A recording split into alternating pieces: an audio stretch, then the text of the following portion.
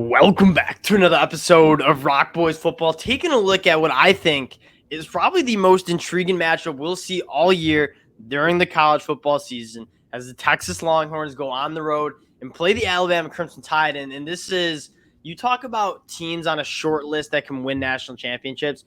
Both these teams are on it. I think they're two of the most talented teams in college football. And if it comes together, you're looking at potentially in this game, one of the best teams in the country is on that football field, and I don't think that's a crazy thing to say. Really excited to get into this one now. Before we do, again, just want to say thank you to you guys. Like the amount of support you guys have shown the boys over the last couple months, over 8,000 subscribers.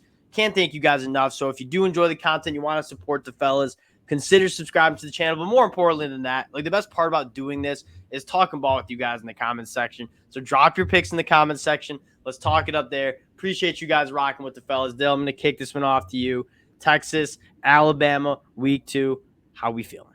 I mean, what's so fun about this matchup is I think we'll really get to see right away, can Alabama return to what Alabama wants to be? I mean, you kind of know when they named Jalen Milroe the guy, it's we're getting back to running the football, being physical, all the stuff I feel like they went away from, and obviously that burned Saban up, and he made some changes, and he's going to return back, and frankly, if this is 2 years ago, you're thinking, oh, Texas, that doesn't mean anything. You run the ball in Texas. Everyone runs the ball in Texas.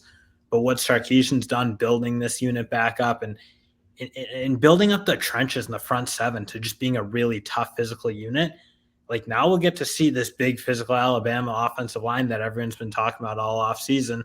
Like, are they really that group? Because they're coming into a team that's going to battle them as hard as anyone. The crazy part is, like, I think this Alabama offensive line is that group, and I still have question marks about them running the football. That just speaks to what Coach Sark has this front seven. I mean, you're talking about Texas being back. There's been so much buzz the last 5-10 years about Texas being back. The reason I think this program is back this year is because of what they have along the line of scrimmage. Both sides, one of the best offense lines, but again, a front seven that I think is absolutely elite. Still, I think Alabama can run the football. That being said, I don't know if I don't know if they can be a one-dimensional team and beat this Texas team. So what I'm looking at is, yes, can Alabama behind this massive offensive line that I think is one of the best, if not the best unit in the country? My question is, can Jalen Milroe hit the throws to hit some of those explosive plays to beat this Texas team? Because I don't think Alabama can be one-dimensional and win this football game. And that's almost one exciting thing I think you got to take away from Alabama's win over Middle Tennessee. Like, yeah, usually there's not a ton you can take because, again, they're just Alabama's so outclassed that program. But you saw Jalen Milroe hit some really nice deep balls. I mean, you look, Isaiah Bond, he really took off, had a nice long touchdown. Amari Neblack at tight end, I mean, hitting the big play. Like, those are the type plays that Jalen Milroe just needs to hit those and be consistent and not – miss the easy plays he's given. And he did that yesterday against Middle Tennessee. And I get it. You can say, oh, it's just Middle Tennessee. But, I mean, you still got to make the throws, and he was doing it. And I think that's what's encouraging as Alabama kind of heads into the meat of their schedule is if he can just do that and not miss the easy stuff, and Alabama can run the way we think they can with this offensive line, adding Caden Proctor and some other guy, like they might be able to be a really good offense, even though they lost Bryce Young. That's kind of like my biggest thing I'll be looking for is, yeah, Alabama's going to be able to win a lot of football games just running the football. That being said, if they want to win a national championship, they have to be two-dimensional. You have to get – I'm not saying the offense needs to go through Jalen Milroe like it went through Bryce Young the last 2 years. That being said, Jalen Milroe will need to make the passes in order for this Alabama team to do what they want to do this year and win a national championship. That's what I'm most excited for. I think, by the way, like, this Alabama wide receiver room, I think, is really underrated. Like you mentioned, Isaiah Bond, Malik Benson.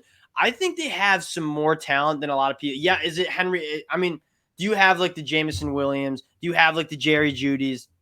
No, Jalen Waddle, Devontae Smith. Please, like, that's so disrespectful to Isaiah Bond. I think Isaiah Bond could very much be that guy. I mean, he's only a young player, obviously. Well, last year's a true freshman. I mean, he shows me the flashes of what Jerry Jeudy and Jalen Waddle and some of those guys look like. Just like when he start and stop and just a different level of athleticism than anyone has. I'm frankly looking for him to emerge as that next great Alabama wideout and lead this group into being, again, they're not going to be as good as those groups you talked about, I don't think, this year.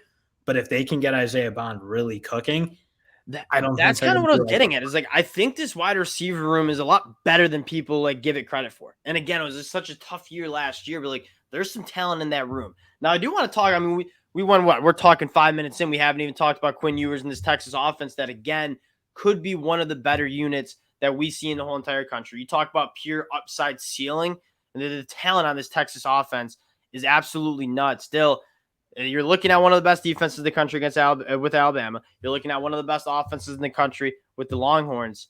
What are your keys to Texas moving the football against a very good Alabama defense?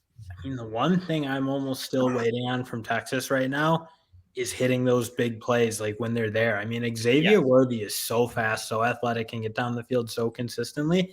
And again, even yesterday, they still, I think, missed one or two plays that they should hit. And Xavier, you got a guy like Worthy, you got to hit those 70-yard touchdown passes. That's just what you have to do. So that's almost still what I'm looking for is because everything else I think he kind of answered. I mean, Quinn Ewers is really starting to play really solid football in terms of like just not making bad mistakes. But I'm still looking for that deep ball. And I think against this Alabama secondary, I mean, they're playing kind of on the young side, especially at safety with Caleb Downs kind of coming in and being the full-time starter. Can you capitalize on a mistake or two if they so present itself? Because I think that's going to be a big part of this game for Texas. Yeah, I can't wait. I think it's going to be because yes, the secondary is young, but you're also looking at some like elite Yeah, players. oh, I don't want to say. I'm just saying, like maybe you make one freshman mistake, you got to Yeah, hit it because you're not going to get a that ton of them. And and that frankly, you're not just going to run by these guys because they're so that's good. been the most frustrating part about like. And again, Quinn Ewers, like I really do believe where he's going is he's going to be a very good quarterback. But if there was like one gripe I had is Coach Sark is so good at scheming up plays and like having that play that works and you're hitting a 75-yard touchdown. And Quinn Ewers was you can't win, you can't go on the road and beat Alabama and not hit those plays. Like those are plays that you need to make. You got to see Quinn Ewers hit them. I mean, like Xavier Worthy, Jordan Whittington, JT Sanders, Isaiah Newer, Jonte Cook, I think is a true freshman that's going to play a lot for Texas. Looked solid yesterday. Like this is going to be a massive matchup that Quinn Ewers is going to have to play really, really good football and hit those explosive plays. I also want to talk about like another big storyline. Is this Alabama defensive line absolutely loaded going up against the Texas offensive line that I think could be a top 5 unit in the country? Well, that's the thing. I get you lose Will Anderson, not take anything away from him because obviously he's one of the best college pass rushers we've seen, or really college football players on the defense side we've seen in a long time. But you talk, I mean, Dallas Turner, he's still there. I think Otis is one of the best defensive tackles in the country, and I'm looking for him to have a monster year. But you're right. You're going up an offensive line that was very young last year and really started to play good football this year. This is kind of the test for them. It's like, are they really going to be that dominant unit? Because again, we think they can be really dominant, but we haven't necessarily seen Texas play ultra dominant football up front. This will be an interesting, like again, just like on the other side is this Texas team really that good up front in the interior? Because they're going to get tested huge. Yeah, that's like what I think people just forget. Like, and again, I'm not like I don't like calling them casuals, but like people forget. Like, yes, you lose a guy like Will Anderson. Like that being said, it's not like this defense is still loaded with talent. They're gonna have multiple guys go in the first round of the 2024 NFL draft on the defense side of the ball. It's still one of the best units in the country. Dill, I guess we'll get to the pick, and we're gonna be talking about this game in a lot of different ways throughout the week.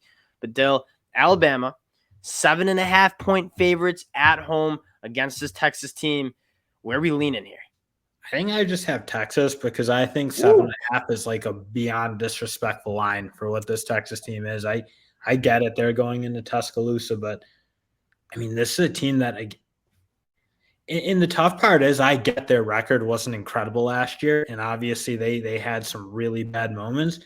But when you see the top end of what Texas can be last year, you know this team can play with anyone, and obviously they really didn't lose a ton last year that they couldn't replace. I just think 7 points again with an Alabama team that has a lot of turnover themselves. And again, their offensive line needs to show, I think, the country that they're really as good as everyone wants them to be and what we think their talent says they should be. I just think given all those questions, I think it's tough to give them 7.5 points. That's a lot of I'm points. right there with you. I think this is going to be a one-score game. I think Alabama's a very good chance to win. Obviously, they have a very good chance of winning this football game. That's not breaking news. I just think it's going to be a one-score game. There's a lot of question marks about this Alabama team. They're young in the secondary. Coach Sark is going to attack that group. They're talented, but they're young. And like you said, mistakes. Jalen Milroe, still an inexperienced quarterback. I feel like Texas has a lot more like returning production, guys who've been in these moments versus an Alabama team that, yes, very talented, but haven't had a ton of guys that have played in these caliber of games yet. I want to see Jalen Milroe kind of show up in a massive game before I'm ready to trust him. I'm really excited about this game. Also, I think given the new rules, I mean, these games end quickly when you got two teams that are running the football a lot. And again, to cover 7.5 points in a game, yeah, I'm not sure it's going to be a super high scoring football game. Just a lot of points. yeah, no, that's kind of where I'm at. Is I think this is going to be a game that it's inside of a touchdown. It's going to be an absolute battle. I truly believe both these teams are two of the best teams that we're going to see in this college football season. Very excited about this one. You're going to learn about a lot about both these programs for this 2023 season after this week 2 matchup. Again, appreciate you guys rocking with the boys. If you do enjoy the content, consider subscribing to the channel, and we'll talk to y'all later.